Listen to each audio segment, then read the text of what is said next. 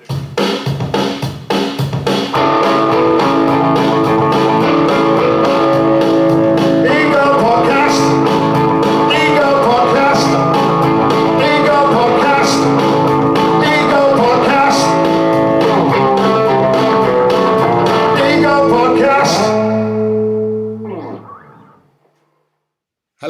and welcome to our new Mik Artistik's Ego podcast.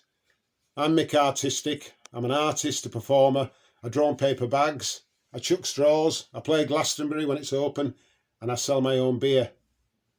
Since lockdown started, we've all been struggling. There's been no gigs, no crowds, no festivals. But then Johnny, the guitar player, he said, why don't we do a podcast? And Johnny's always coming up with these ideas like, why don't we sell frisbees? Why don't we wear pink and blue on stage? And he just drives me potty. But then I thought, he did come up with a riff for Plastic Fox. And I thought, well, I'm not doing anything else and I could give it a go. I could go out and talk to some of the people I'd met over the years at festivals, in galleries, on the streets of Leeds. Just pin them down and pick their brains. I even interviewed my mum. It was lovely. I played some of them back about a few weeks ago and it was just like having a party in my kitchen. It gave me such a lift. I'll be putting one out each week.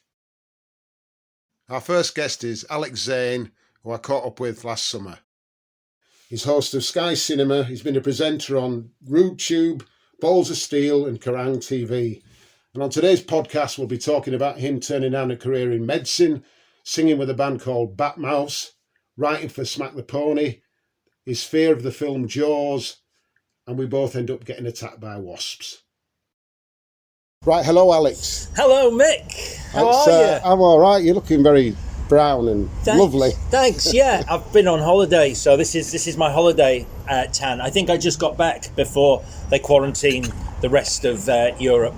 All right, yeah. Because my kids have just come back from France and I can't see them. I've got two kids, one in Limehouse and one in the Old Kent Road, and I can't see them apart from on whatever it is, WhatsApp. Zoom as well. There's Zoom now. Everyone's doing Zoom. I'm zooming. Are you zooming? I'm zooming. I tell you, I'm zooming. I'm nearly blogging.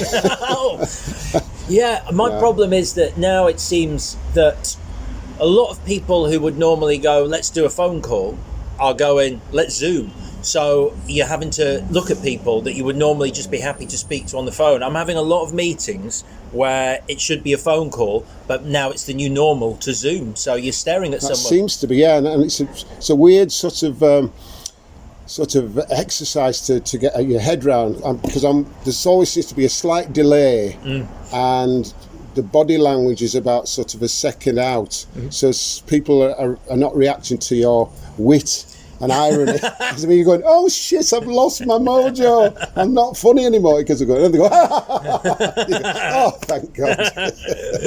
Yeah, it's an emotional roller coaster. Yeah.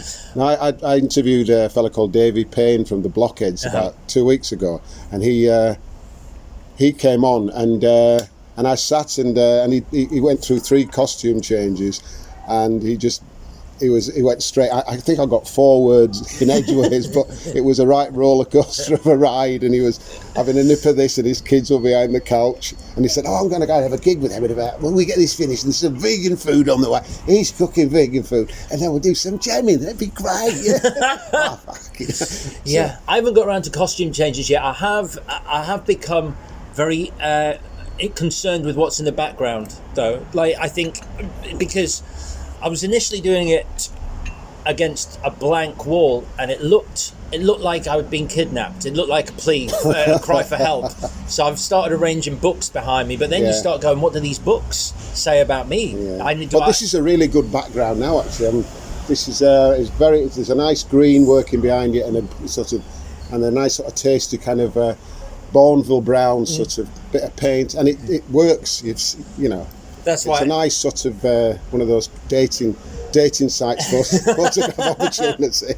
Yeah, apart from the chicken wire, the chicken just adds wire. a bit of edge to it. Then I'm homely. I can paint, but I'm also dangerous. Oh right. Well, listen. I met you. About probably about 25 years ago, maybe. So I was trying to work this out after I bumped into you yesterday, which was serendipitous. but I think it was 1997. That's my best guess, 1997, because we were both gigging on the stand-up circuit in Leeds. Yeah. And although you call it a stand-up circuit in Leeds, there were like two venues, two clubs that actually put stand-ups on. I don't think I got a gig in a stand-up venue in Leeds. I got gigs at the Frog and Bucket. Yes. And, and there was another one. There's Agraman.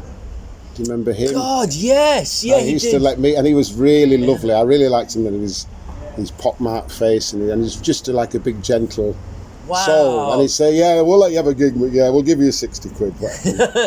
Yeah, the Frog and Bucket in Manchester. Yeah. There was a guy. Do you remember the guy who worked the door there? It was a guy called Selwyn.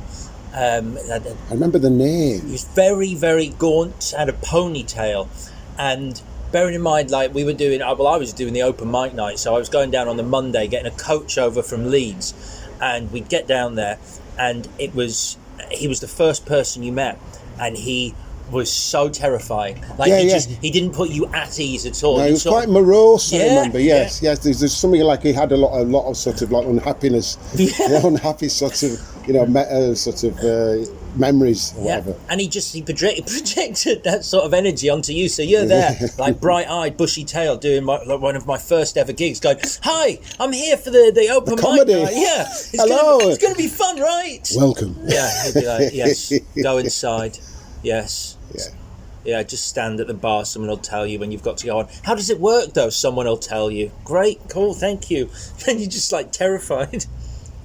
Yeah, it was. It was a long time ago. I mean, I just remember I kind of walked away, and I just didn't do very well. Sort of, or I didn't think I was actually kind of a comedian, because I didn't know really what I was. And even when I was like doing spots, I'm thinking, well, I don't feel funny. I just feel like this is an experiment.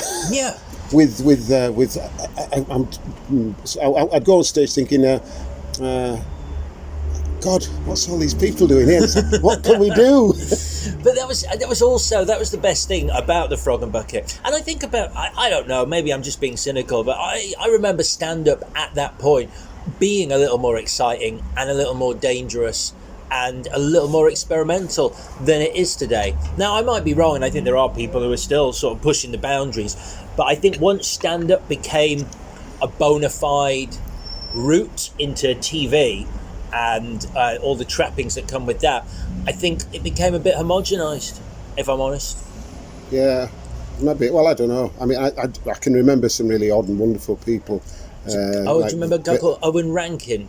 Was it Owen Rankin? Owen Rankin. He once went on and did an entire set as the keyboard player from Sparks. He put a little moustache on and just No, there was one or two people that were absolutely touched with and I do remember a fella, and I saw him on the television on the Jonathan Ross show about '96. A fella called Kevin McAleer. Oh yes, from the north of Ireland, and he came on and he stood there. I've got this book out called It's Irrelevant, and he's one of the characters in this book, because it's just about people that me and my friend Robert over 40 years have kind of rabbited on about on the phone, saying, "Oh God, I saw this guy last night. He's called Kevin. You need to check him out."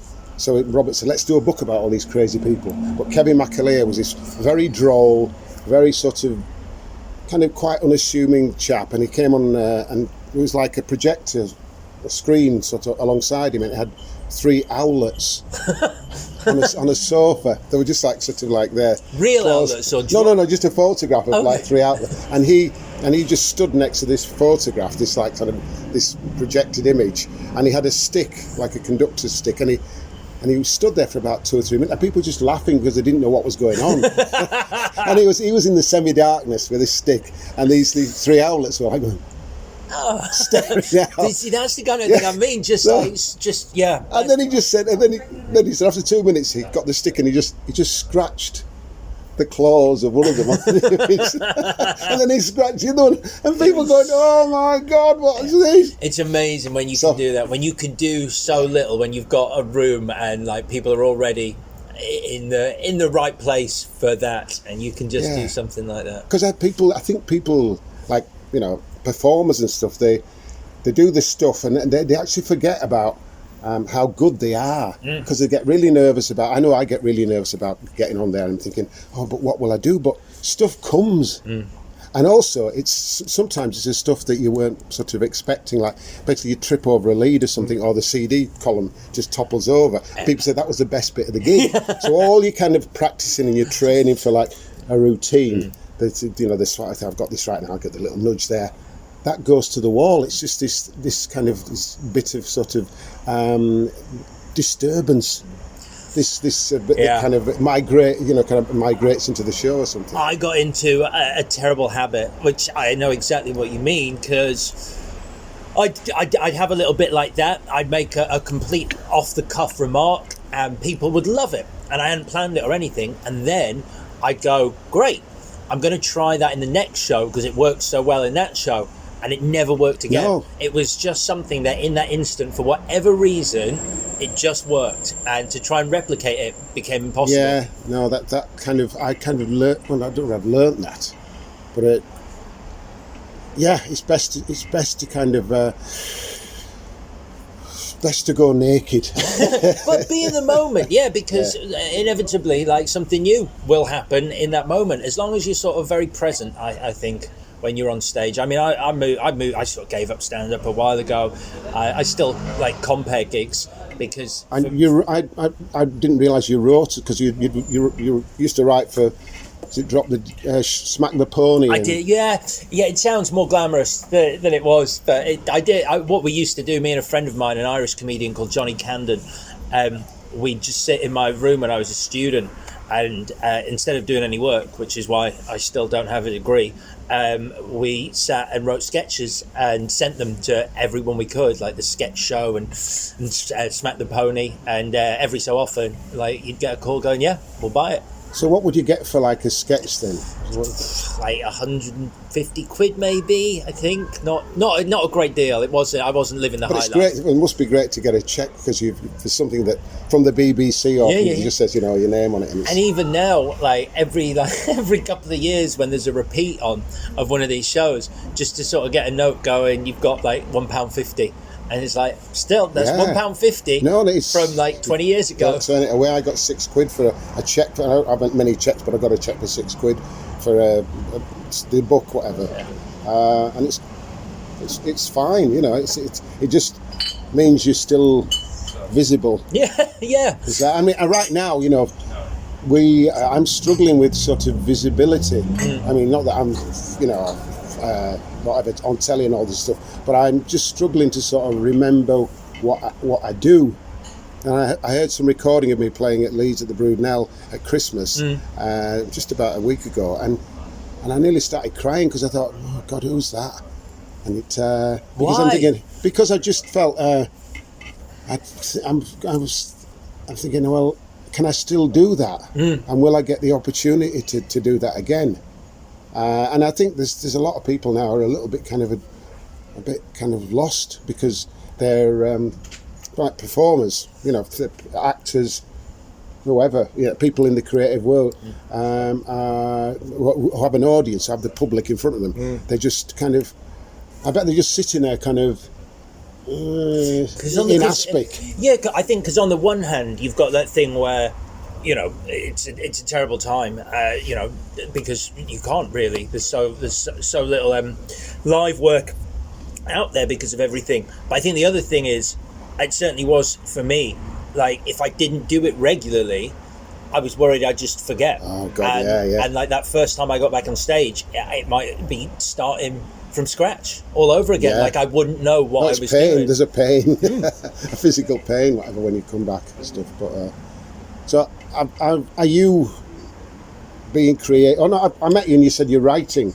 Yeah, I'm writing. I've written a sitcom, a pilot for a sitcom called Death Incorporated, which suggests that the Grim Reaper works in an office. So it's a workplace comedy where, like, the management of death and the afterlife is done within this real world office, and I'm very proud of it. And I've had a couple of meetings, and the general consensus that has come back from the numerous meetings that I've had is that it's a great script, which is lovely to hear, but right now might not be the time for a sitcom about death, which really I should have thought about and potentially acknowledged during the 6-month writing period. But well, you're forgiven, because that's what we do, you know. Yeah. I remember writing a song about cancer, and I said, I've got this song. I sang it to my bass player, and then I realised that his mum had died from cancer, and also my guitar player, his mum had died from cancer. Sorry, his dad had died from cancer, and the guitar player's mum had died from cancer. And I was just so full of this, oh God, I've got this song. Woke up this morning, cancer. I had a cup of tea, cancer. I went for a wee, cancer. Cancer's killing me. What do you think? So that comes out. It doesn't, you know, this stuff comes out, art comes out, and it's not, it doesn't worry about how appropriate or how sort of, it just comes out like a fucking burst spot. There's a mess. That situation, that reminds me of that joke on The Young Ones years ago, where it's 2 police officers standing there, and one of them goes, yeah, I had an argument with the wife, and the other one goes, oh yeah, what happened? And he goes, yeah, I said something about the Pope. And the other one goes, oh, that's stupid, you know she's Catholic. And he goes, yeah, didn't know the Pope was. And then it pulls out to reveal this newspaper, and it goes, worries about IQ in the police force. Yeah. It was, yeah. Well, that was where I sort of, that's, you know, The Young Ones and all of that, that's where I sort of like started falling in love with comedy. And then, you know, to write this sitcom's been great, and it's nice. You know, I've sort of, it's a real, like I said, I still compare gigs. It's a bit, I sort of do it because I want to do it for fun, and like because you go on with no material, and like as I was saying, you're very much in the moment, and you can play with the audience and talk to people. Yeah, because a compare's a different role from the start. Because but you go out there and it's like Friday night and Leeds have won or something, and then you can riff on that for 5 minutes and get booze or whatever. But so you still do like a lot of like MC and stuff. Yeah, I still do that. Yeah, and it's for me personally, it's the fact that it's exciting to me. Like I didn't towards the end, I wasn't getting a lot of personal joy from, you know, and it's all about me. It's not about making people laugh. It's about my joy and what I'm enjoying. But going on stage and just doing the same material and knowing where the laughs would come, you know, I stopped sort of, it didn't offer much of an appeal. But walking on stage and not knowing what's going to happen and just sort of seeing like the way the night goes and the inherent danger in that. Yeah, because you start from ground zero, and that's a great place to start. Yeah, it didn't always work. No. So I came off stage once, and the guy who was on after me, I went on and he was like, "What are you doing tonight?" And I'm like, "I'm going to do no material. I'm just going to go on and see what happens." And I wasn't a compere. I was opening for him, so it was kind of my duty to warm up the room. And he went, "Are you sure that's a good idea?" And I went, "It's definitely a good idea. I've made up my mind. I'm doing it. I'm going to live dangerously." And it was a terrible idea. And it was a good idea, but it just didn't work out. It was, the idea was sound. The actual practice of the idea left a lot to be desired. So I came off stage, and he went, "I see what you were trying to do." Oh, yeah, diplomacy. So, the last 6, have you been sort of busy then, sort of doing like, are you working, doing telly stuff over the last 6 months? Yeah, so I work for Sky Cinema now, so I've always loved movies since I was like 5 years old. I watched Jaws when I was 5 years old, because it was going to be on, it was on TV, and my mum, I was like, I want to watch Jaws. My mum was like, no, you can't watch Jaws. And I'm like, I'm going to watch Jaws. I want to watch Jaws. And she was like, all right, but don't say I didn't warn you.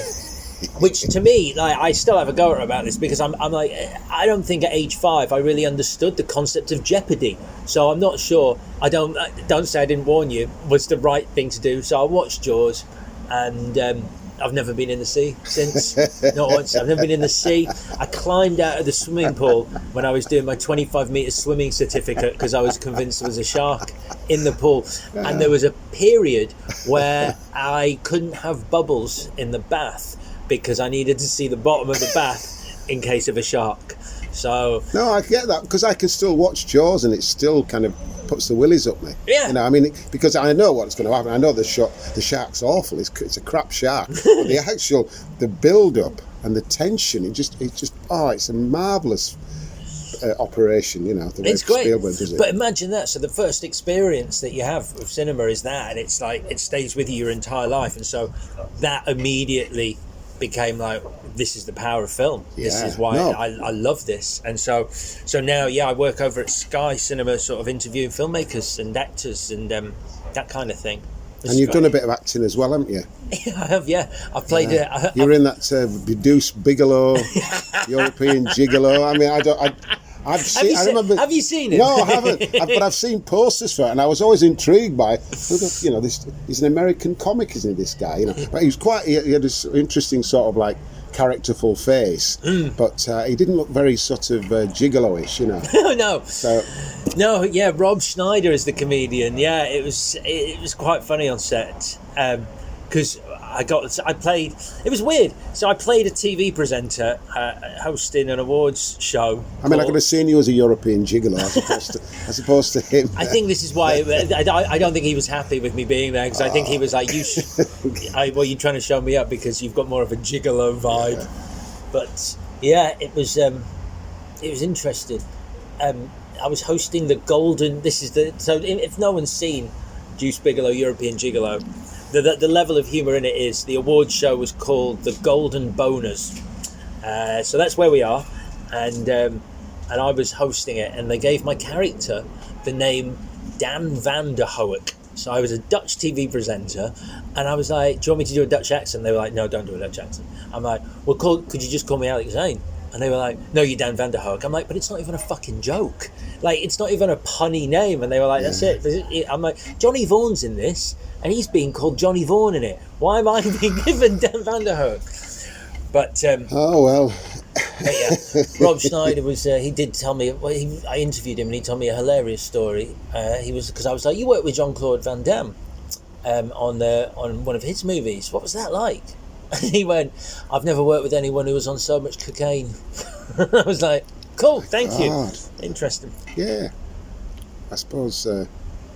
Yeah, this is it. People sort of see the people on the screen and stuff, and you have an image, or you make up, and it's not the case. No, because people are so strange, and all the people that we see, you know, up there are different beasts. There's something that you get there is just a lot of wavy lines and colour and smirks and whatever. And I just remember, what did I see? Lee Mack.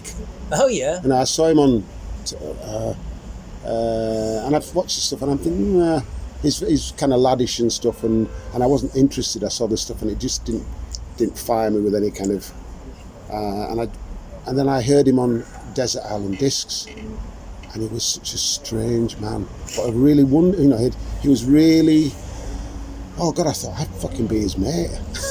I was, you know, there was a lot of strange stories, and his choice of music was really interesting, and he sounded like a real diamond. I'm thinking, oh my God, but why doesn't it happen when you're on this?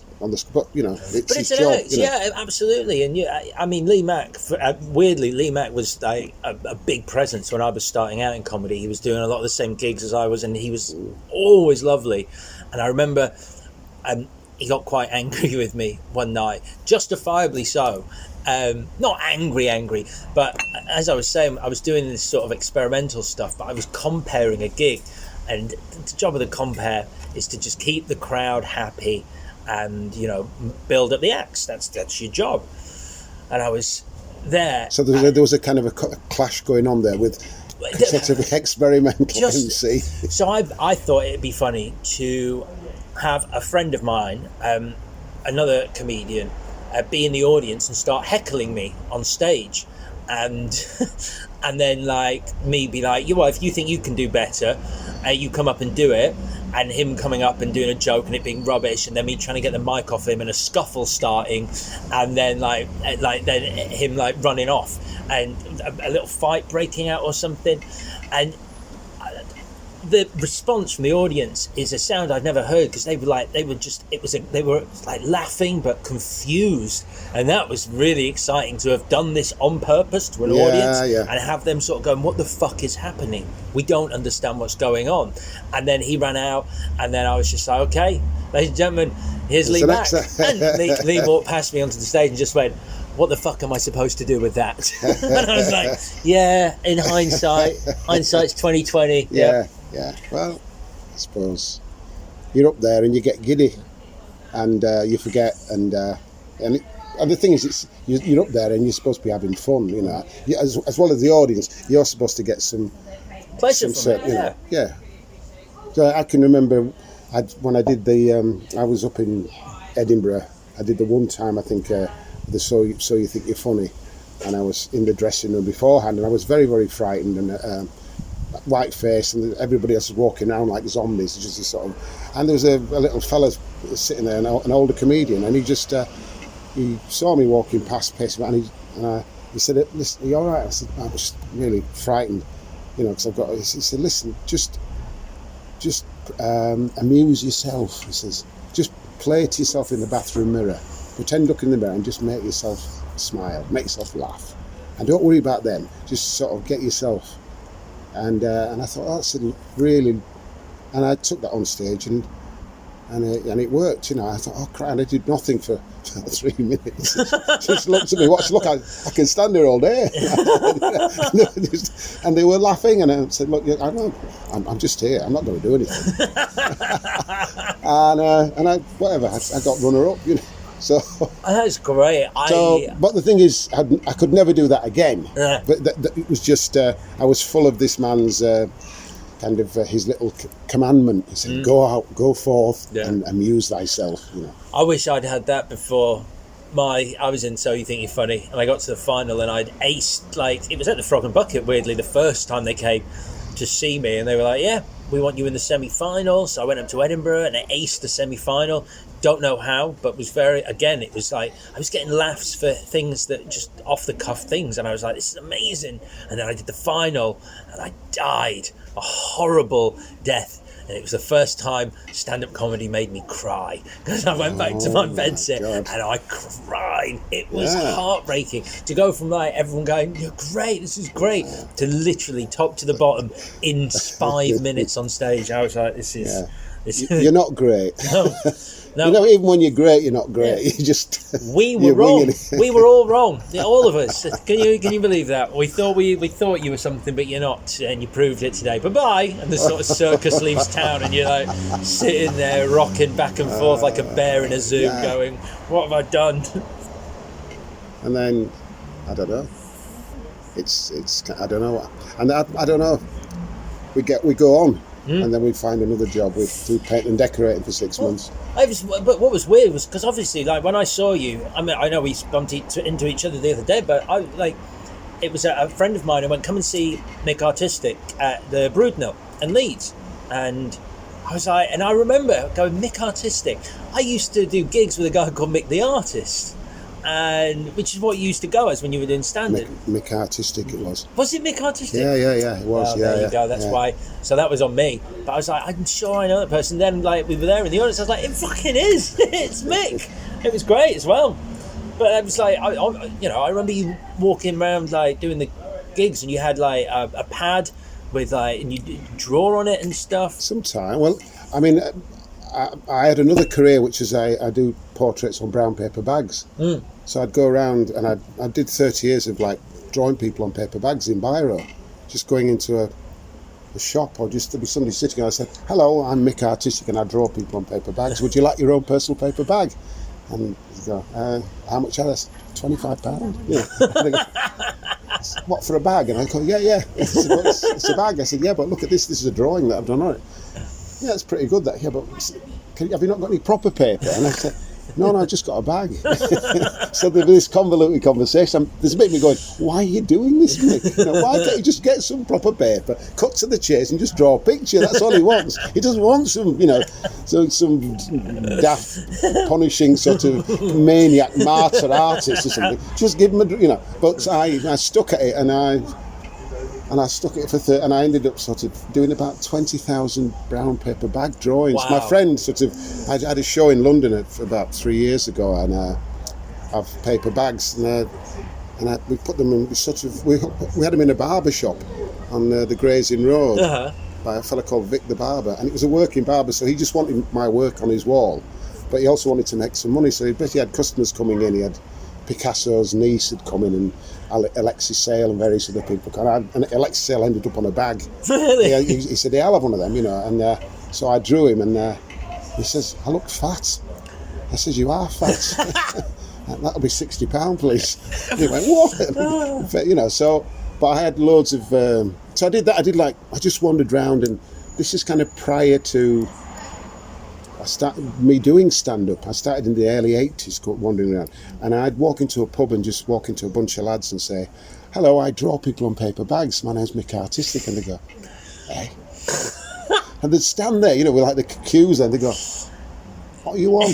And I said, I'm an artist, I draw people. They go, so? I said, would you like your own personal paper bag? And they go, what's going on? What, is this some kind of, And I said, no, I stand there. And there'd be all this kind of panic, And so I think all that stuff kind of prepared me for sort of 6-7 years down the line, or 10 years down the line, and when I kind of got up on stage, because I thought, well, I can do that, just kind of unnerve people. But yeah, that is it. That's the exciting thing, isn't it? I completely get that idea of you. It's the confusion. It's people sort of go, this doesn't follow the rules of polite society. This doesn't follow how a conversation works. I'm saying something to you, but the response you're giving me isn't the right response. It's like, why haven't you got any paper? I've got a paper bag though. Right, but that's not what. But that doesn't answer my question. That is just an. And these are very civil. These are very civil gentlemen. They're standing there in the tracky bottoms and stuff. We're like, they're going, and just sort of arguing sort of the semantics of it. Well, yeah, but if you can, sort of just take a walk with this concept, Just imagine the power of the bag. This is your bag. It's not anybody else's. You've got your own personal. You can put your ties in it. You put your newspaper in it. You can put your spuds in it. Look, it's your bag. You'll be walking around. You'll be the talk of the town. And I managed to sort of make a living doing that, but it really fed the kind of the need for madness and the wildness, because. I don't really I don't drink particularly, and I don't do anything else really, but I need to have some fix. So I like the fix of like just walking causing in chaos. Being an agent of chaos. Yeah and so I mean, tell us about, so you've been on lockdown for 6 months, 9 months, and what have you done in this sort of 6 months that surprised you? Sort of. So what has surprised me in the 6 months? I think possibly how much I've enjoyed it. Like I've always needed to work. Like I've always sort of.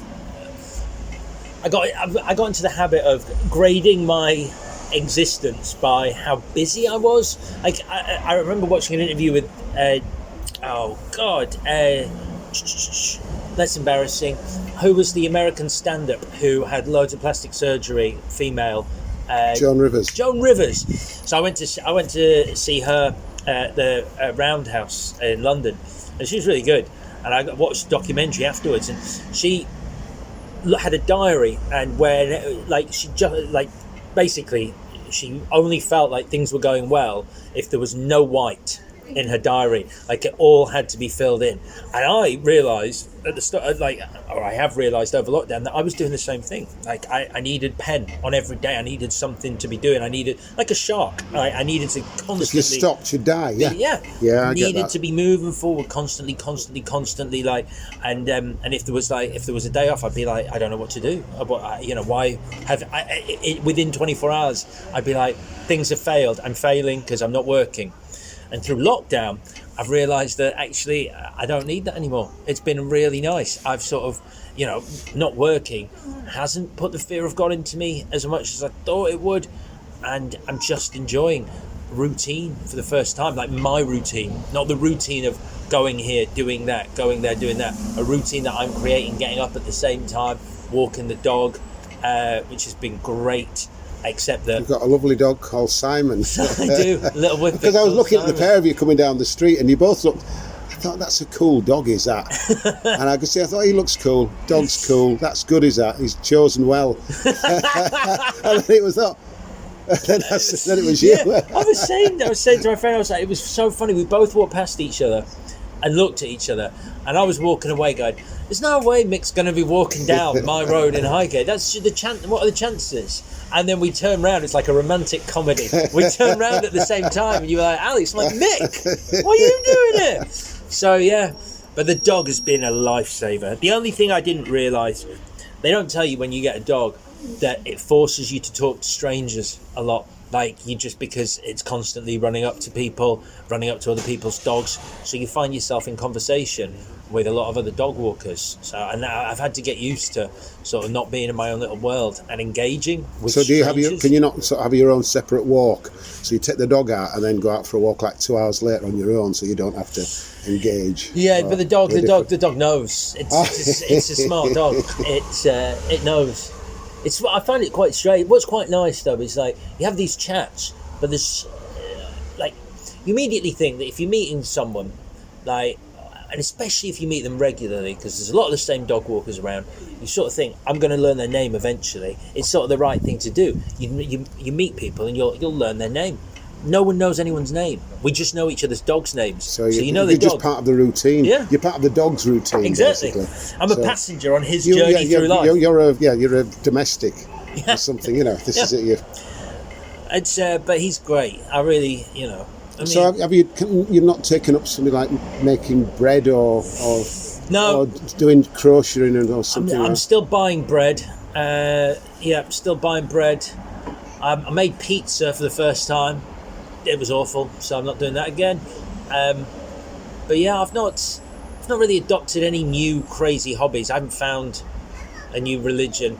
I sort of opened my mind to. I decided that I needed. I did have a weird day when I was like, I need a belief system, because this is how I believe most people find religion. They just wake up one day and go, do you know what? I think I need a set of rules, like, from someone else. I think I've become too self-assured in my own rule system.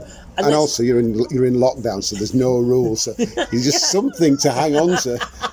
That's it, right? Well, the service is at 10 o'clock in the morning. Yeah, I got to and be I get there. baptised at 11. So yeah, I toyed with the idea, but then just nothing took my fancy from the pick and mix of world religions. I didn't find anything I quite liked. But I've got a podcast like yourself now, which is great. And what's the name of the podcast? It's called Clash of the Titles. So we pitch two movies with something in common against each other each week and try and decide which is the better film. So, like, we've done. Oh, I'm surrounded by wasps. You're getting all the wasps, and I don't know why they don't like me. This is old flesh. It's a skill. I'm a wasp whisperer. It looks dangerous, but I'm in control of these wasps. They're my army. I didn't like the question, so I've gathered them. Right, I see. I've gathered them. No, I do this podcast. It's great fun. I like podcasts. I like, I think it goes back to what we were saying about sort of what we, the kind of things we like on stage. There's something very authentic about it. It's not forced. It's a very organic thing. It just sort of happens the way it happens. You can't control it. A lot of TV is like, you have the questions that you ask. You have things that you have to say, and for me, podcasting is just like this is great. An element of randomness. You get a fucking here every now and again, an involuntary fucking, but also it's wasps turn up. Yeah. Quite a lot of wasps as well. I mean, I think people need to know that I wouldn't react if it was just one wasp, but there was it is a swarm, isn't it? It's a swarm. I really wanted it to be like, like it's a murder of crows. For a moment there, I hoped that a gathering of wasps had a really great name. Murder of crows, wonderful. Yeah, you don't know. Wasps are like, I don't know what, just I mean, it is a swarm, but I think they should have a better name, like a hullabaloo. Yeah, a bastard of wasps. A shit of wasps. So And I believe that you sang in a band, and I mean the thing is you've got a love of music. Yeah. But, so what kind of music is? Are you one of these who just? I just sort tell of, us about your music.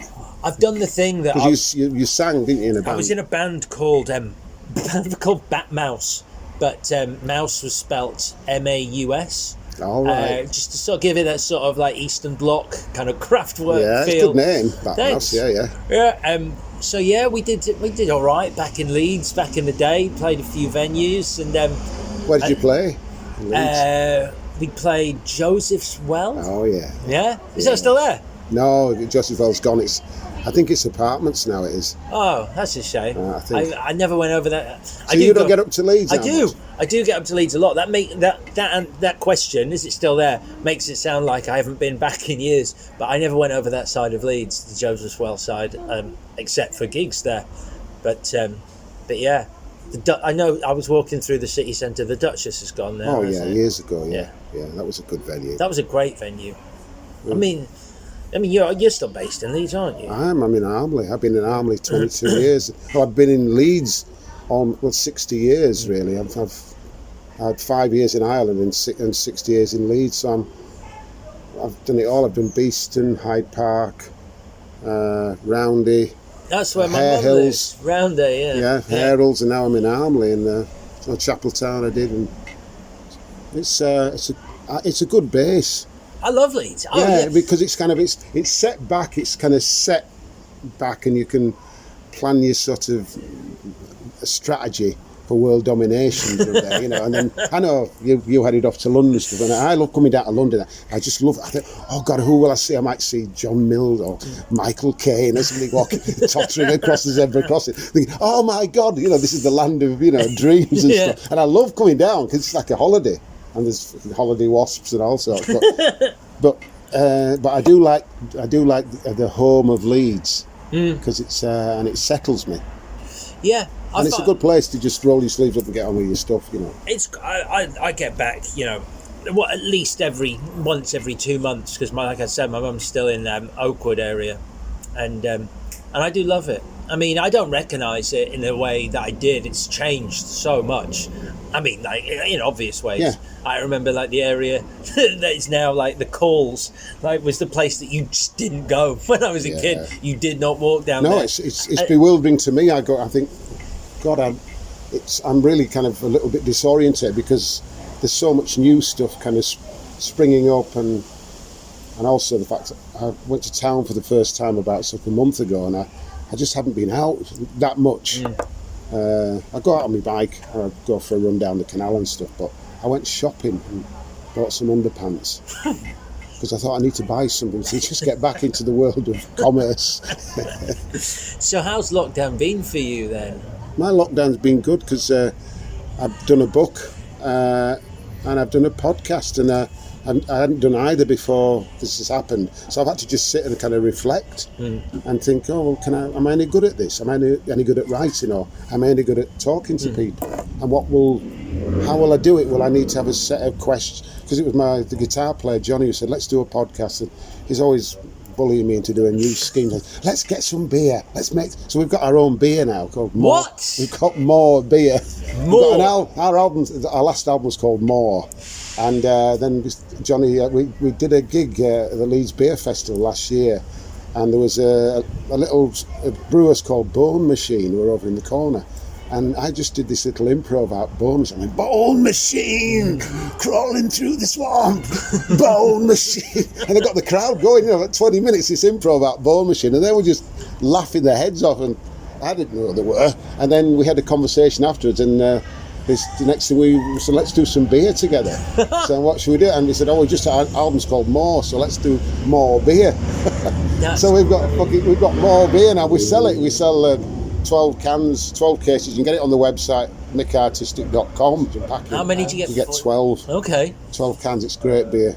What was it? Well, tell me about it, because I actually, as the world has changed, and we've gone from having, because I grew up like going to the Pig and Whistle, where it was like it was Carling or Carlsberg, or like it was just beer. The only thing is that when I had a sip of it, I felt I was 14 years old again. 15. I thought, oh my God, it tastes like beer. Didn't taste like, So it gave me a rush, and I say I'll drink anything. I'll just go to the shelf and pick up Merlot. Yeah, that's got a nice label. £7, yeah, we'll go for that. So that's my level of sort of understanding. Same with beer. I don't know, Postman's Neck. I'll have some of that. I do remember walking into a little bar on Park Row, and this gin bar had just opened up, I think it was. And I watched this guy sit down to have a glass of gin, and two of the bar staff came over on their knees, and they started to talk about basically the aroma and sort of the quality. And they were just rabbiting on. I'm saying, just leave him to drink his drink. He doesn't need to know about the subtle spice. There's one of them on his knees and on his little apron on. I'm going. So to me, it's like, well, if the two people came over to me on their knees, that would be. One of them, I think, the other one was kind of leaning on the table, but the other one was on his. Yeah. Yeah, I think there's an assumption that if you're buying an alcohol now, that you want to talk about the alcohol. There isn't. That's a misconception that I don't want to talk about. How hoppy something is. I don't know what a hop is. No, we've got hops in our beer, but. Well, that's it. Because somebody said, "Is it hoppy?" I went, "I have no idea." Yeah. It's got my name. It says Mik Artistik, and it's got more beer, and it's strong. I honestly don't think the person who's asking the question, "Is it hoppy?" really knows that. That's what people who don't know. That's what I say. That's what I'd say. I go, "Is it hoppy?" And as though I care what the answer is, and people go, "Oh yeah, it's hoppy." I'll be like, "Great, fucking go for it." Let's go to bed. I'll have that. How strong is it? What percent? 4.2. Okay. How do I get it? How do I get hold of this beer? You get it by going onto my website, MikArtistik.com. Right. And we've got scarves as well. Scarves? We're doing scarves and frisbees. Teapots. Can I ask? Is there an overriding business model here of what products you make? Because it sounds like you've got beer and scarves and frisbees, which seems like disparate objects. And teapots. Right. Teapots as well. Teapots and mugs. And what else have we got? And we got, albums as well. But MikArtistik.com, and you'll find that most of the artwork is just like black and white, and it's virtually... And everything that I do is my own fair hand gel pen. Oh, hello. Get more beer for less. 12 can case. Now. Oh, hello. That is a stylish beer can. That's lovely. Yeah. I like that. Yeah, I mean, I went to art college. So, I like drawing, and I like the fact that... And I love my mother. She saw the can. She went, "How did you do that, Michael?" She's got it on. She had the can on top of the fridge, and she was like. And then my sister turned up and took the can away, gave it to her husband. That's great. I actually really like that design. I think it's cool, and I like the fact it's called More Beer because it is more beer. Yeah. Well, it basically there's a lot of stuff that tickles me, and that tickles me, and the fact that I've done a book called It's Irrelevant. And that I'm doing this podcast, and it's not out yet. No. I mean, this is it. This is basically virgin territory. There's, we're just waiting here for it to kind of be born. But it'll happen. Yeah, and I'll be the 12th one. Are you doing the? You could be the 4th. I'm saying. I said a number, but I could be wrong. Oh, okay. You could be number 14. Okay. But I mean, that's not a bad number. That's nice. No. I mean, there's. Well, Alex, that was. I think we've just about kind of covered. It's been. Do you know what? It's been a real pleasure sitting in a pub beer garden surrounded by wasps, talking to you. And with all our guests, we asked them if they can recommend an album of the week. Alex. Wow. Okay. My favourite album of all time is going to be my album of the week. Is that all right? Yeah. Great. I'm probably going to go for... It's one of two, but I think I'm going to go for Portishead Dummy, which is an incredible album, the debut album of Portishead, which is just an album that I've loved my entire life. And when I discovered it, I think I was 15 years old, and I was the only one of my friends who got the imported. Got the chills. I got when you heard it. I got the chills, but I also got the imported version, which had an extra bonus track, which I think was called "This Fire" on it, and everyone was jealous, and I was like, yeah, and like one of my friends was like, yeah, but it's rubbish, that extra track, and I was like, but is it? And he's like, no, it's really good. Thank you, Alex, for coming on the Ego podcast, and thanks to you listeners for tuning in. Alex Zane is working currently on his podcast, Clash of the Titles, which you can follow on Twitter at ClashPod. Further links can be found on Twitter at Alex_Zane, Facebook Alex Zane, Instagram at Alex Zane. You can listen to this again and download this podcast on iTunes, Mik Artistiks Ego Podcast. Further links can be found on our website, MikArtistik.com. See you on the road and on the waves next time. Bye.